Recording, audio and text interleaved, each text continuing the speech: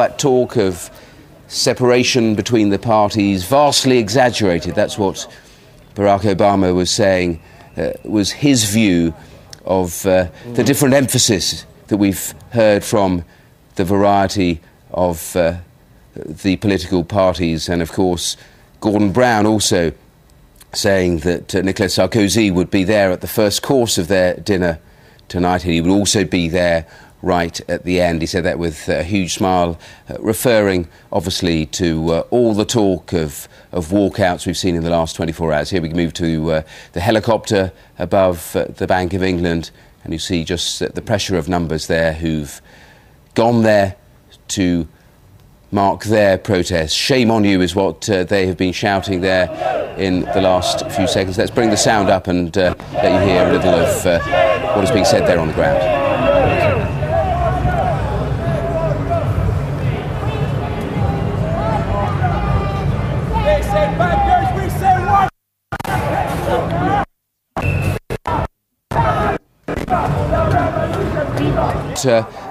What the politicians were saying. Let me bring in here in the studio Rob Watson, our diplomatic correspondent, because he was listening to that news conference. And Rob, what did you make of it? Because the two leaders absolutely keen to put forward a very, very upbeat message to all of the global audience who were listening. Absolutely, I think that was precisely what they were trying to do.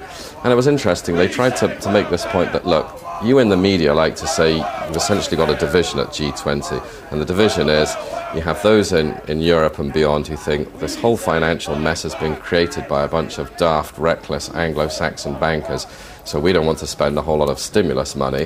What we want is regulation to make sure this doesn't happen again.